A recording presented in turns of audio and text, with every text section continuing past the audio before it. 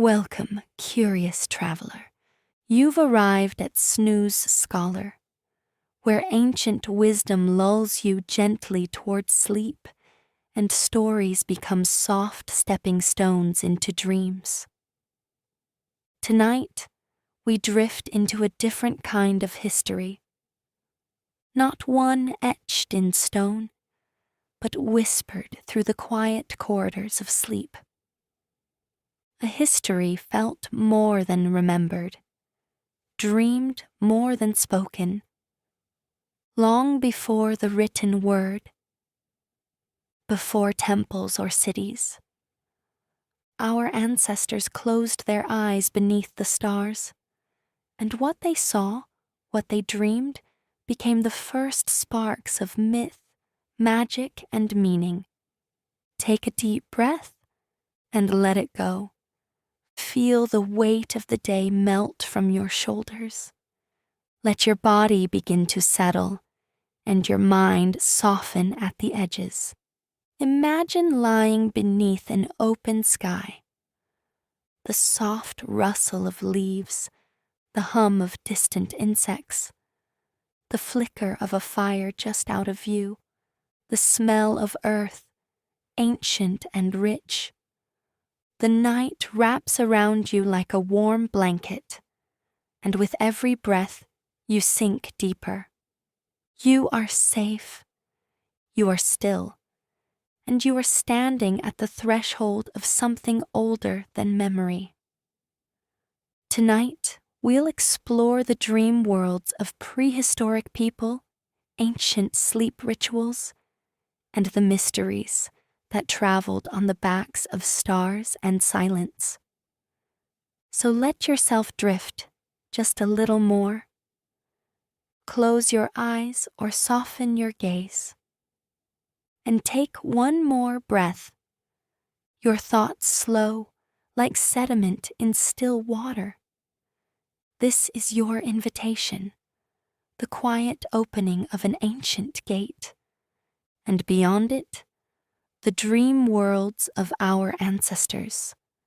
And before we begin, if you find peace in these journeys, if our stories bring you rest, reflection, or wonder, please consider liking this video, subscribing to the channel, and letting the algorithm know you're on the path with us. It helps more dreamers find their way here, and it means the world. Now, let's wander together.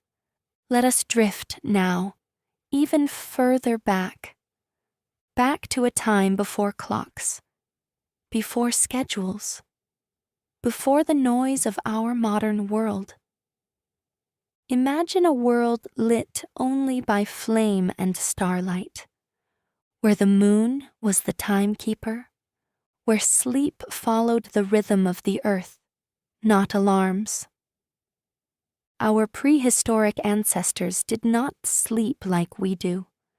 Many researchers believe they followed a pattern known as segmented sleep, 2 separate periods of rest, divided by a quiet, wakeful hour in the middle of the night. But this wasn't insomnia. It was intentional. A rhythm aligned with nature, darkness, and the dreaming mind. They would fall asleep shortly after sunset, then gently wake in the stillest part of the night, not startled or rushed, just calmly aware. And in that sacred space between sleep, they might tend the fire, speak softly to one another, meditate, pray, watch the moon drift across the sky. It was a time for reflection, not activity, for stillness, not stress.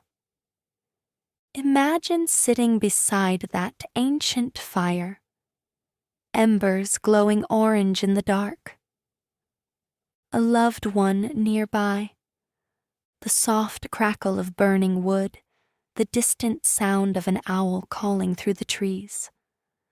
Above you, the stars shimmer, not just as lights, but as stories. They might rise to stretch, breathe deeply, share a dream or a thought. And then, when the time felt right, return to sleep once more. This second sleep was often even deeper, a final descent into the quiet where dreams live and spirits stir. These wakeful intervals were not wasted.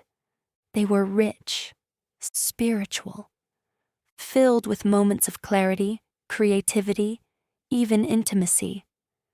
And what came from this rhythm? A deeper connection, not just to the body, but to the world, to the pulse of nature, to one another, and to something greater. Archaeologists believe that prehistoric people chose their sleeping spaces with care. They slept near fires, inside caves, under overhangs that felt both sheltering and sacred. These places weren't just practical, they were intentional. Picture it.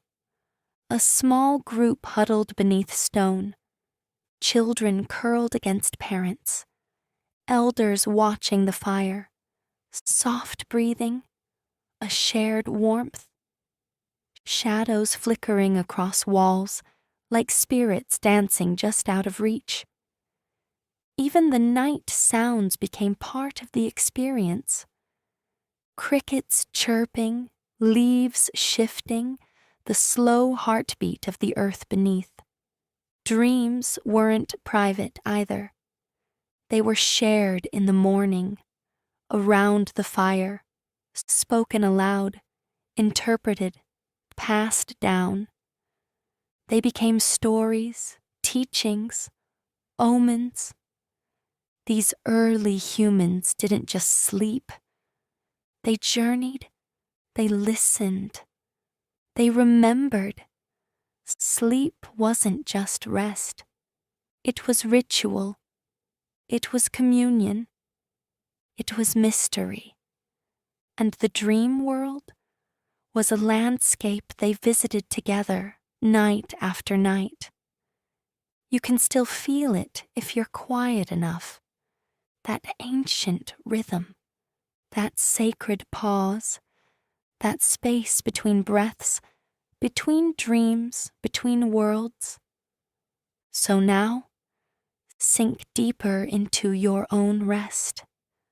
And know, you're not the first to drift here. Others have come before you, under stars, by firelight, listening, dreaming, becoming. Now, let the fire fade behind us. Let the prehistoric wild give way to temples, to sanctuaries, to stone carved with symbols, to civilizations that watched dreams like omens falling gently from the night sky. In ancient cultures, dreams were never taken lightly. They were not random, not nonsense. They were messages sent from beyond. In ancient Egypt, dreams were seen as gifts from the gods. They held power. They held prophecy. Both pharaoh and farmer would turn to sleep for healing, for warning, for truth. And so, sacred spaces were built just for dreaming, temples devoted to it, places known as sleep sanctuaries or dream incubation chambers. Pilgrims would travel far to reach them, fasting, cleansing, praying. They would lie on stone beds inside cool chambers open to the stars. The scent of myrrh in the air, the hush of torchlight flickering across painted walls. And then, they'd sleep, not ordinary sleep, but sleep meant for visions. They invited the divine to speak, and the divine did. A serpent, a golden light, a falcon in flight. These symbols were not dismissed. They were sacred. Priests would interpret them. Entire decisions, from royal decrees to medical treatments, could hinge on the meaning of a dream. Some texts still survive, ancient dream books cataloging hundreds of symbols. A lion meant strength. A flood, danger. A lotus, rebirth. This was a language of the unconscious, one the ancients studied with care. And not just in Egypt. In ancient Greece, the temples of Asclepius, the god of medicine, also welcomed dreamers. People came seeking healing, not pills, not surgery, but visions. They would sleep in special chambers called abaton. Some dreamed of a hand glowing with light, others of herbs. Some saw the god himself touching the place where their pain lived. They would wake and tell the temple caretakers what they saw. Those dreams became prescriptions, interpreted by priests and physicians working side by side. A dream was diagnosis. A dream was cure. A dream was a sacred script written on the walls of the mind. Imagine lying in that cool darkness. The soft chant of prayers in the distance. Your body light, your spirit open. And then the dream comes, slow and strange, like mist turning to meaning. These weren't hallucinations. They were messages, not only from gods, but from the deep self, from memory, from fear, from desire, from intuition the waking world forgot how to hear. Dreams were doors, and sleep was how you knocked. Now, as you lie here tonight, let that idea settle in your chest, that what comes to you in dreams may be more than fragments. It may be wisdom, a lesson, a reminder, a gentle nudge towards something your waking mind hasn't yet understood. So breathe and open, and let whatever dreams may come, come. You're not alone in your dreaming. Others have dreamed before you, and some were listening. Now, let the temple grow quiet. Let the stone fade to smoke. Let us move again, not forward in time, but sideways, across continents, to forests, to tundras, to mountains veiled in fog. Here, the dreamer is not a priest or a pilgrim, but a shaman, a guide, a walker between worlds, a traveler of the seen and the unseen. For many ancient cultures, from the Siberian steppes to the Amazon rainforest, shamans were the bridge between human and spirit.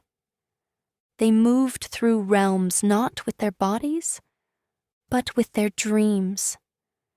These were not ordinary dreams. They were crafted, entered on purpose, shaped through ritual, music, fasting, and the beating of a drum. Boom, boom, boom. The rhythm was no accident.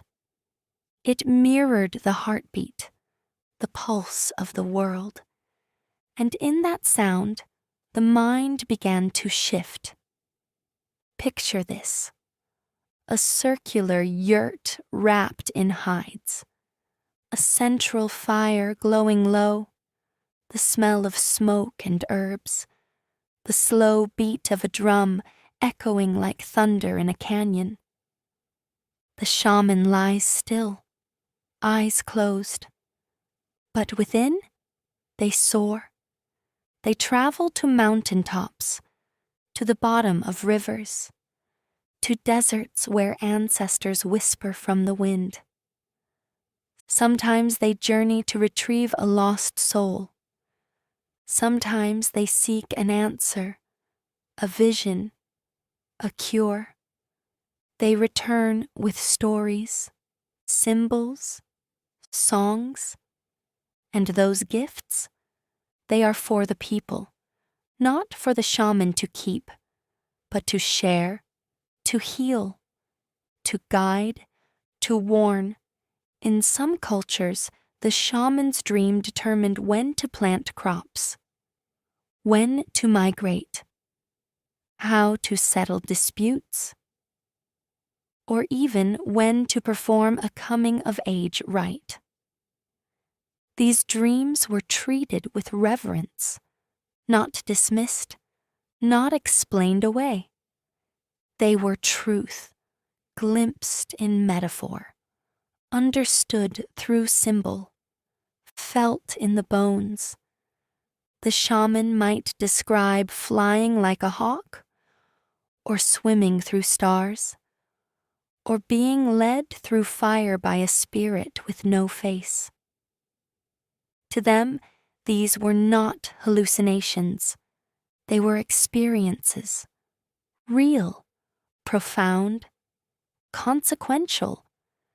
Their dreams might leave behind sacred patterns, painted on bark, etched in stone, or carved into totems, each one an artifact from the other side.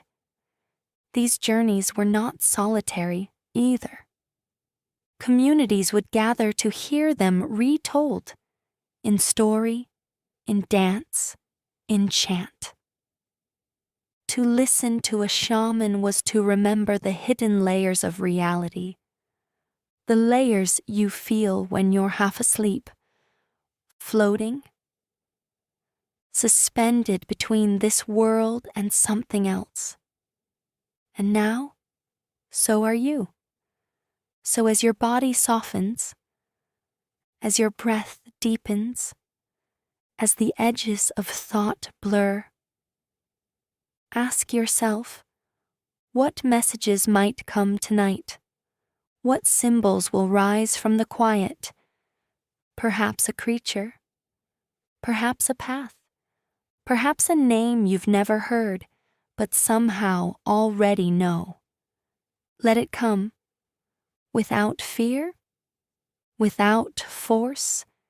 You don't need to go looking.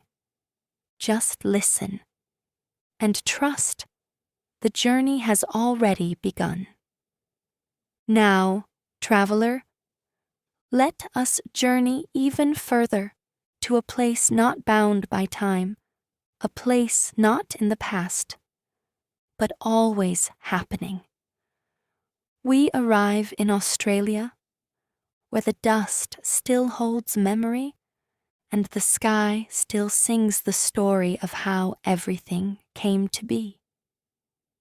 Here, among the Aboriginal peoples, there is a belief, one so vast and alive that it has no true beginning and no real end. It is called the Dreamtime, or in some traditions, the dreaming. But it is not dreaming as we know it, not the fleeting images behind closed eyes, not fiction, not fantasy. The dreaming is reality itself, the sacred blueprint beneath all things, the story that made the world and continues to make it. In the dreaming, ancestral beings emerged, not born, but arriving. They walked across the land. They shaped mountains with their feet, sang rivers into being with their breath, danced stars into the sky. Every step they took, every motion, every word, became creation. A hill isn't just a hill, it's a footprint. A tree isn't just a tree, it's a resting place of an ancestor. And these paths of creation, they're called songlines, invisible tracks across the land that hum with power. To follow them is to follow the dreaming. Imagine walking through the outback, and every stone you pass whispers its origin. Every gust of wind carries a memory. Every shadow has a story. The dreaming is not in the past. It is now. It is always. And how do you access it? You dream. Not all dreams reach the dreaming, but some do. The sacred ones. The ones that carry the taste of fire and dust. The ones that leave you different when you wake. To Aboriginal peoples, dreams are not escapes from reality. They are returns to it. A dream might bring a vision from an ancestor, a message from the land, a calling, a warning, a reminder of one's place in the web of life. To dream is to remember your responsibilities. To the land, to your people, to the story you belong to. Imagine now, you lie beneath the Southern Cross. The sky is wide and glittering. The earth beneath you is warm and patient.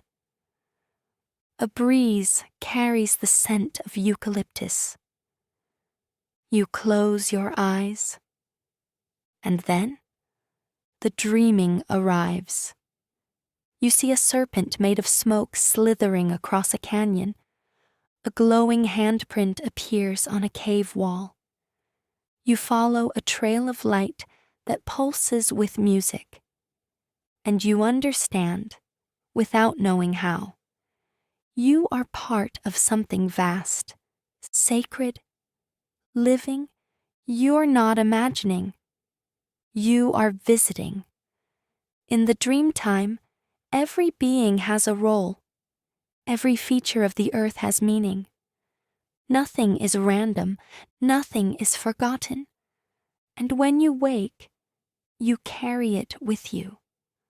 Not always in memory, but in energy, in feeling, in knowing.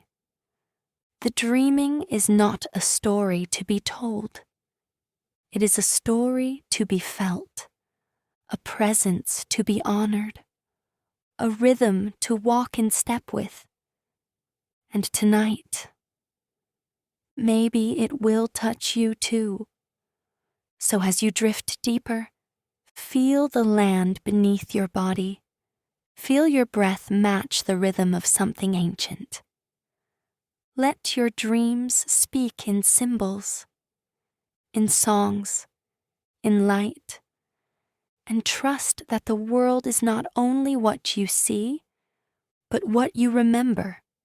In dreams, as our journey nears its end, let us pause, let us float, in that space between all places. You've traveled far tonight, from caves lit by fire, to temples carved in stone, to drumbeats echoing across frozen plains, to songlines stretching across the red earth of Australia. Different lands, different times, different people, and yet a pattern emerges, a thread woven across continents carried in whispers, in chants, in breath. Dreams, no matter the time, no matter the language, no matter the sky above them. People have always turned to sleep as more than rest. To dream was to ask questions, to seek healing, to find lost parts of yourself, to remember what the waking world forgets. In every corner of this earth, we dream. A child in a cave, a priest beneath moonlight, a shaman cradled by smoke, an elder wrapped in red dust. All of them, all of us, connected by something unseen. A quiet wisdom passed on in sleep, a silent rhythm older than language, a door we walk through each night, without always knowing. And maybe you've felt it too, that moment before waking, when a symbol clings to you, when a stranger from your dreams still feels familiar, when an image, or a name, or a feeling refuses to let go.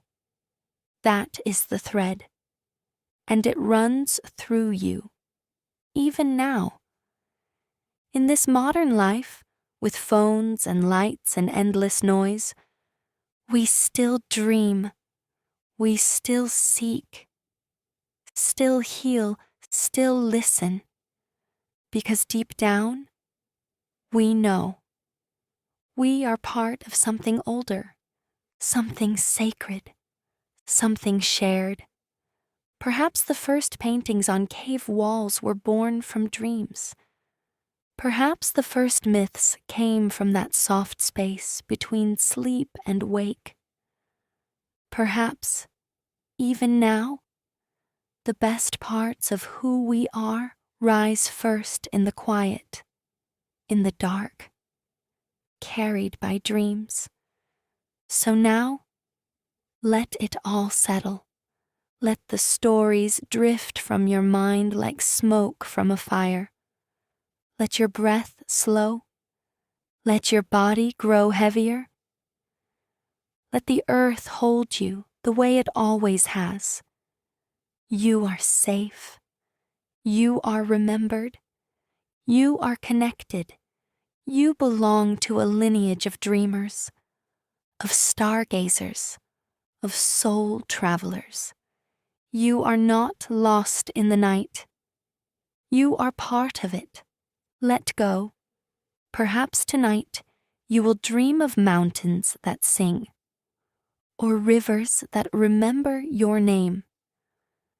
Perhaps you will dream of symbols that don't need words, of faces you've never seen but somehow miss.